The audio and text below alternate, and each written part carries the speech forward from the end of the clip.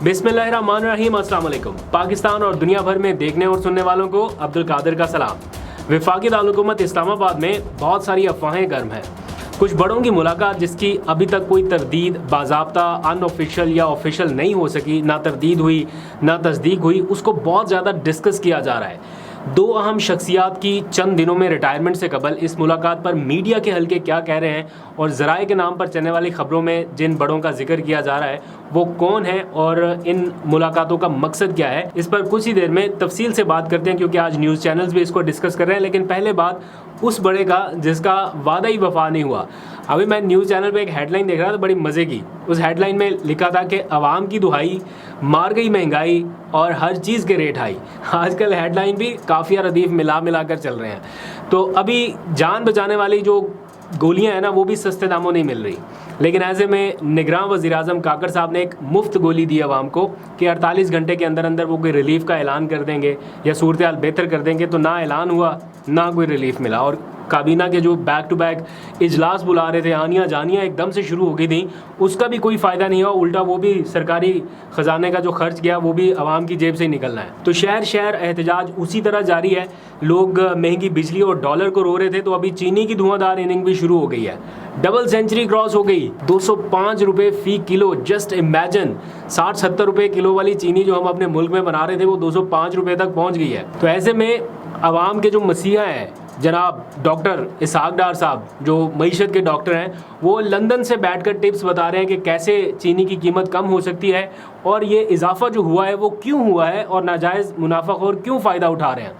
यहाँ पे मसला है, लेकिन इलाज कहाँ से बताया जा रहा है? लंदन से बैठ के। मुझे खाली एक चीज़ की इसकी समझ नहीं आती कि किस तरह से ये करेज करते हैं और किस तरह से ये फील करते हैं उस ग्रेस को कि इक़्तिदार ख़त्म हुआ नहीं और जाके लंदन बैठ गए, और वहाँ से बैठ के मुल्की मामलात, वहाँ से बैठ के मुल्की मईशत के ऊपर लेक्चर किस तरह से कर लेते हैं ये सारे लोग। खैर, अपने मुल्क में जो चीनी सस्ती बन रही थी उसको इन्हीं की हुकूमत में डार साहब ने ही इसको एक्सपोर्ट करने की इजाज़त दे दी। अपने मुल्क में जो सस्ती चीनी बन रही थी उसको बैरून मुल्क एक्सपोर्ट करने की इजाज़त दे दी, और अब ये पता चल रहा है कि महंगी चीनी बाहर के मुल्कों से पाकिस्तान इंपोर्ट करने की तैयारी हो रही है। अपने मुल्क में बनने वाली चीनी से अपने लोग फ़ायदा नहीं उठा रहे थे, वो एक्सपोर्ट कर दी ताकि लोगों को जो मुनाफाखोर थे उनको फ़ायदा हो, जो शुगर माफिया है या जो इस कारोबार में उनको फ़ायदा हो। तो ये इस वक्त की सिचुएशन है। खैर, आगे बढ़ते हैं, बात करते हैं वफाकी दारुल-हुकूमत में होने वाली एक अहम और मुबैना मुलाकात की, जिसकी अभी तक सरकारी या ऑफिशियल ज़राए से तस्दीक नहीं हो सकी, लेकिन मीडिया पर अनऑफिशियल या गैर सरकारी ज़राए के नाम से ये खबर चल रही है।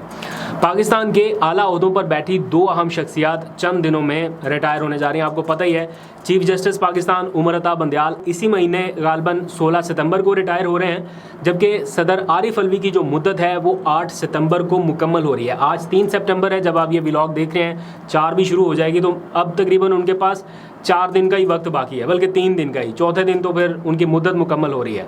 तो चीफ जस्टिस पाकिस्तान उमर अता बंदयाल का जाना तो तय है, क्योंकि उनकी जगह नए चीफ जस्टिस की नामजदगी हो चुकी है, ऐलान हो चुका है। काजी फाइज ईसा साहब ओहदा संभाल लेंगे 16 या 17 सितंबर को।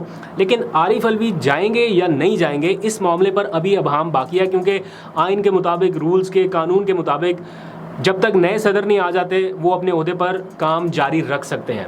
क्या सदर ओहदे की मियाद मुकम्मल होने पर खुद रिटायर होंगे या उनसे कहा जाएगा कि आप रिटायर हो जाएं, या वो इसी तरह से अपना काम जारी रखेंगे, ये इस वक्त क्वेश्चन मार्क है। तो बाज़ लोगों ने जिन्होंने उनसे बात की है, जैसे हामिद मीर साहब एक प्रोग्राम में बता रहे थे कि मेरी उनसे बात हुई है इस हवाले से कि क्या आप कंटिन्यू करेंगे या चले जाएंगे, तो उन्होंने कहा कि मेरे पास कानूनी तौर पर अभी वक्त है कि मैं जब तक नए सदर नहीं आ जाते तब तक मैं रह सकता हूँ। और नए सदर इसलिए नहीं आ सकते कि क्योंकि असम्बलियाँ मौजूद नहीं है, तो असम्बलियों का इलेक्टोरल कॉलेज होगा तो नए सदर का चुनाव होगा। तो जब तक इलेक्शन हो नहीं जाता, असम्बलियाँ आ नहीं जाती, तो आरिफ अलवी कानून आइन के मुताबिक बतौर सदर अपनी जिम्मेदारियां इसी तरह से जारी रख सकते हैं। ऐवान सदर में होने वाली मुलाकात में इस मामले पर कोई बात हुई है या नहीं हुई, इस हवाले से रोज़नामा जंग में आज एक मुख्तसर सी खबर शाया हुई है। तफसील से भी नहीं कह सकता, मुख्तसर भी नहीं कह सकता, ज़रा ढके छुपे लफ्ज़ों में इस खबर को शाया किया गया। बाद में फिर इसको नेशनल टीवी के ऊपर भी ब्रॉडकास्ट किया गया। खबर के मुताबिक ऐवान सदर में जुम्मे को होने वाली मुलाकात, यानी ये जिस मुलाकात का रेफरेंस इस वक्त चल रहा है, जिसके ऊपर क्या सराइयाँ हो रही हैं, बड़ों की मुलाकात, वो बताया जा रहा है कि जुम्मे के रोज़ हुई है। और ایوان صدر کے ذرائع نے یہ کنفرم کیا ہے خبر دینے والے صحافی کو، طاہر خلیل صاحب کافی سینئر صحافی ہیں جنہوں نے یہ خبر دی ہے، اور انہوں نے کہا ہے کہ ایوان صدر کے ذرائع کنفرم کر رہے ہیں کہ جمعے کو صدر کی 2 اہم شخصیات سے ملاقات ہوئی ہے۔ اس ملاقات کے دوران ایوان صدر کا 4th فلور جہاں صدر مملکت کا آفس یا چیمبر ہے، وہاں کسی کو بھی آمد و رفت کی اجازت نہیں تھی۔ ایوان صدر کے عملے کو بھی روک دیا گیا تھا، اور 3 بڑوں کی اس ملاقات میں کیا ہوا، اس حوالے سے ایوان صدر یا کسی دوسرے ذریعے سے یا کسی فریق کی جانب سے کوئی اعلامیہ یا بیان جاری نہیں کیا گیا۔ خبر کے مطابق کچھ لوگ امکان ظاہر کر رہے ہیں کہ صدر آئندہ 72 گھنٹے کے اندر الیکشن کی تاریخ کا اعلان کرنے جا رہے ہیں، اور یہ بھی کہا جا رہا ہے کہ الیکشن کی تاریخ مقرر کرنے کے لیے صدر نے چونکہ ایک روایتی پروسیس پورا کر دیا تھا، چیف الیکشن کمشنر کو خط لکھ کے بلا لیا تھا۔ یہ الگ بات ہے کہ انہوں نے معذرت کر لی اور وہ ایوان صدر نہیں گئے اور یہ کہا کہ جناب الیکشن ایکٹ کے تحت ہم ہی اختیار رکھتے ہیں الیکشن کی تاریخ دینے کا، جس کے بعد پھر صدر نے وزارت قانون سے بھی رائے طلب کی، انہوں نے بھی یہ کہا کہ الیکشن کمیشن کے پاس ہی اختیار ہے۔ لیکن صدر صاحب یا ایوان صدر یہ سوچتا ہے کہ آئین کے آرٹیکل 58 کے مطابق تاریخ دینے کا اختیار صدر کے پاس بھی ہے، اس لیے وہ آئندہ 72 گھنٹوں میں الیکشن کی تاریخ اناؤنس کر سکتے ہیں۔ تو اس تناظر میں بھی یہ ملاقات بڑی امپورٹنٹ قرار دی جا رہی ہے۔ پہلا یہ ہو گیا۔ دوسرا ہے آفیشیل سیکرٹ ایکٹ کے تحت وہ متنازع بل جس کے اوپر صدر نے دستخط ہی نہیں کیے تھے، اس معاملے کے اوپر بھی یہ ملاقات ہو سکتی ہے، کیونکہ وہ سارا پھر قانون بن گیا۔ اور اس کا ایک تیسرا پہلو جس کے اوپر ڈسکشن ہو رہی ہے وہ یہ ہے کہ کیا صدر مملکت اپنے عہدے کی میعاد جو کہ 4 دن بعد ختم ہو رہی ہے اس کے بعد بھی صدر رہیں گے یا نہیں رہیں گے، یا وہ ریزائن کر دیں گے، یا انہیں یہ پیغام کنوے کیا گیا ہے یا نہیں کیا گیا۔ تو یہ ساری اسپیکولیشنز ہیں، میں پھر بتا رہا ہوں اس کی کوئی تردید یا تصدیق نہیں ہے، اسپیکولیشن یہ ان چیزوں کے اوپر ڈسکس ہو رہا ہے۔ لیکن اوور آل اس ساری ملاقات کا جو مین پہلو دکھائی دے رہا ہے وہ الیکشن کی تاریخ کے اعلان کے حوالے سے ہی ہے۔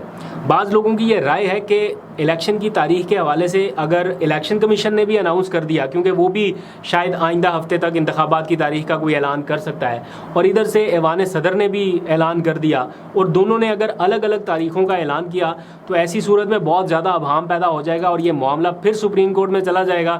وہاں پر آلریڈی انتخابات 90 روز میں کرانے کے لیے Pakistan bar council, supreme court bar, Jamaat Islami, PTI اور دیگر جو اپیلیں ہیں وہ سپریم کورٹ میں سماعت کے لیے موجود ہیں۔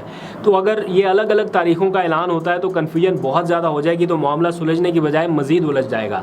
تو کیا یہ کوشش کی جا رہی ہے کہ متفقہ طور پر کوئی ایک تاریخ دی جائے، یہ بھی کویشچن ہے۔ تو اس حوالے سے بہت زیادہ ریومرز جو ہیں وہ گردش کر رہی ہیں، اور انہی ریومرز میں سے ایک یہ بھی ہے کہ کہیں کوئی NRO، کہیں کوئی مذاکرات، کہیں پہ کوئی بات چیت، اس طرح کی چیزیں، کیونکہ جو ترجمان PDM ہیں وہ بار بار اپنی پریس ریلیزز جاری کر رہے ہیں یا میڈیا میں آ کے یہ تاثر دینے کی کوشش کر رہے ہیں کہ عمران خان کسی ڈیل کی کوشش میں ہے، اور اس سلسلے میں ان کی اہلیہ کچھ اہم شخصیات سے ملاقاتیں کر رہی ہے۔ اور ان خبروں کو نہ صرف بشرا بی بی بلکہ خود عمران خان سمیت ان کے وکلاء نے بڑی سختی سے تردید کرتے ہوئے بے بنیاد قرار دیا ہے۔ لیکن آج پھر ایک اور بیان دے دیا گیا کہ عارف الوی جو ہیں وہ کوئی NRO کے لیے کوشش کر رہے ہیں، یہ بھی بیان PDM کی طرف سے آیا۔ ایسے میں یہ جو ملاقات ہوئی ہے اور اس کے بعد اس قسم کے بیانات آنا، تو اس لیے اس کے اوپر زیادہ خبریں جو ہے وہ گردش کر رہی ہیں۔ کچھ آفیشیل آئے گا تو اس کے اوپر بھی میں آپ کو ضرور اپڈیٹ کروں گا، لیکن اگر عمران خان نے ڈیل کرنی ہوتی یا وہ ڈیل کی کوشش کر رہے ہوتے تو ان کے خلاف یہ پھر مذہبی منافرت کا جو پروپیگنڈا شروع کیا گیا پھر اس کی ضرورت نہ پڑتی۔ یہ ضرورت کیوں پڑی؟ اس لیے کیونکہ عمران خان کو ابھی تک تو توڑ نہیں سکے اور ابھی تک کامیابی ملی نہیں، اس لیے ایک شخص جیل میں چلا گیا، ایک شخص منظر عام سے اس پردہ سکرین سے غائب ہے جہاں پر آپ پورا کھیل کھیل رہے ہیں، سٹل آپ کو اس کے خلاف پروپیگنڈا کرنے کی ضرورت ہے، اور وہ بھی مذہبی منافرت جیسا۔ تو یہ سارا اس وقت سلسلہ ہے۔ خیر، یہ پروپیگنڈا تو ایک دن کے لیے ہی چلا، شروع ہونے سے پہلے ہی ناکام ہو گیا، اور PTI نے بڑا بر وقت یا دانشمندانہ رد عمل دیا کہ وہ سارا کچھ وڈرا کر لیا اور کہہ دیا کہ جناب ہمارا کوئی تعلق نہیں، اور یہی عقل مندی کا تقاضا تھا ان حالات میں۔ اوور آل تو ویسے بیانیہ اگر بناتے، کاؤنٹر کرنے کی کوشش کرتے تو یہ کہہ سکتے تھے کہ جناب اسحاق ڈار بھی گئے اسی فرم کے پاس، میر شکیل الرحمان بھی گئے اسی فرم کے پاس، اور بھی ان کے اپنے لوگ، وہ ناصر بٹ صاحب جو نواز شریف کے بڑے قریبی ہیں ان کا بھی آیا میڈیا میں نام کہ وہ بھی گئے اسی فرم کے پاس۔ تو کاؤنٹر نیریٹو اگر کرنا ہوتا تو یہ ساری چیزیں بھی تھیں، لیکن نہیں کیا، اس لیے کیونکہ تقاضا اس وقت کا یہ تھا کہ اس بحث میں جائے بغیر آپ سیدھا وڈرا کریں، اور انہوں نے کر دیا۔ کل سے عدالتوں میں پھر سے ورکنگ ڈے شروع ہو رہا ہے. عمران خان کے کیسز ہیں اور بہت سارے یہ ضمانتوں کے کیسز بیک ٹو بیک رہیں گے, پروسیڈنگ ان کی رہے گی, تو کل آپ کو مزید اپڈیٹ کروں گا. ابھی تک کے لیے اتنا ہی. اپنا بہت سا خیال رکھیے. اللہ حافظ.